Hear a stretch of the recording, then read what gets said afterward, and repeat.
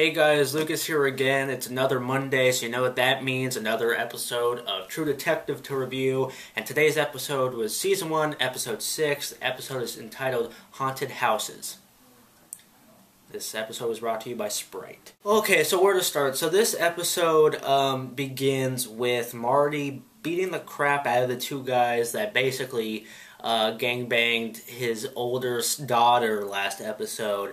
And this just shows straight off the bat in the beginning of this episode that Marty's probably going down some kind of dark path in this episode. Kind of led to some foreshadowing, in my opinion, of what was going to go down with his character. So we get this really just brutal opening with him. What was significant about this episode from the other ones, two things. One, it was a lot more conventional than we've seen in the other episodes of this show. Not that that's necessarily a bad thing, but it was definitely the most, I wouldn't even want to say cliche, but it was definitely the most familiar, and it was definitely had a lot of the more cop show tropes than a lot of the other episodes have had. And two, they brought back a lot of characters that you thought were just kind of one-offs, but you have the girl that Marty was protecting from that whole, like, prostitution camp back in like episode 2, and we also have the preacher played by the guy from Boardwalk Empire. He returns here,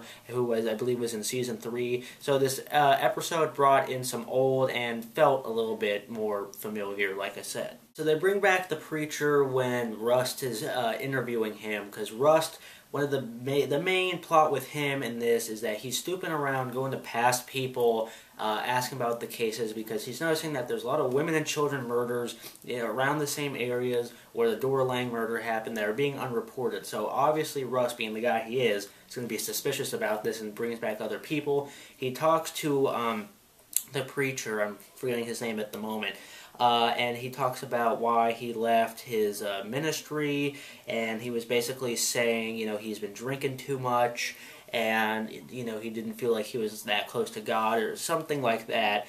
And it seems like he's hiding something. I can't tell what yet, but he doesn't seem to be telling the whole truth. And there was that whole bizarre story about when he opened the book and there was all those naked kids in there. I don't know if that's going to go anywhere. It seems like that might be hinting at something as well. Eventually, in this episode, the continuing snooping of Rust, who he has been warned before that in this episode that you can't be snooping around. I don't want you snooping around after their new captain, who was replaced. The guy that was in 1995 is replaced by a new guy. He's telling him, like, you got to stop snooping this around. The case is over. Don't be digging anymore. And, of course, Rust, being Rust, keeps digging. And the captain finds out, and this eventually leads to Rust getting kicked off the force. And during this, him and Marty have been having a tumultuous relationship, but you really find out why they broke apart and didn't talk to each other for 10 years, and that involves two people, really. Maggie and the girl that Marty saved from the whole prostitution camp. Earlier in the episode, Marty goes to T-Mobile to buy an old phone, or a new phone, and the girl is there that he saved from the camp, or I guess she just left. I guess she didn't really save her, but the one that he was defending back in that episode. And he finds out that, oh, that's her, I didn't even know that was you. And then, of course, Marty, being Marty, eventually ends up having sex with this girl. And this girl really just causes the whole thing that happened in the earlier episodes with him and the Alexandra Daddario character, where he was cheating on his wife. And his wife Maggie, who has a more important part in this episode as she's brought in by the two detectives for questioning, kind of recalls the story of how the whole breakup between Rust and Marty happened, and how it was kind of coincidental to how they got divorced around the same time. We learn that Maggie finds out that Marty is banging this other girl through pictures on his phone, and Maggie goes to this bar shortly later to try to pick up on a guy, and she's like, you know what, no, that's too good for Marty, I gotta do something way worse, and goes to Rust's house, comes onto him, and they have this kind of horrific, just, quick little bang sesh, and it, involves her crying and Russ saying, "Get the fuck out," and it was just really intense and not erotic at all. To me, it was really messed up and made Maggie pretty unlikable, who to me, was probably the most likable character on the show, because she knows that Rust really has trouble with intimacy after the whole thing that happened with his kid and his wife.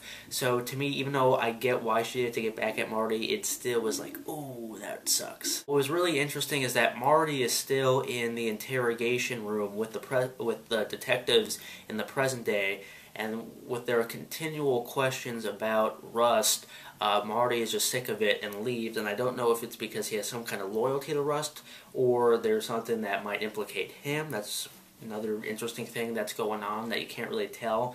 And Rust and Marty meet on the side of a road, and Rust goes up to his window and says, "It's been a long time, how about a beer?" And then Marty's like, "Oh, sure." And then Rust comes back and says, "You know what, you're going to buy the beer." And now they start this whole, as you see on the preview for next week, they're going to start this whole investigation by themselves in the present day, and I don't know if there's going to be any more flashbacks in the rest of the show, because there's only 2 episodes left, and I'm just really excited to see these 2 characters in the present day solving this case together.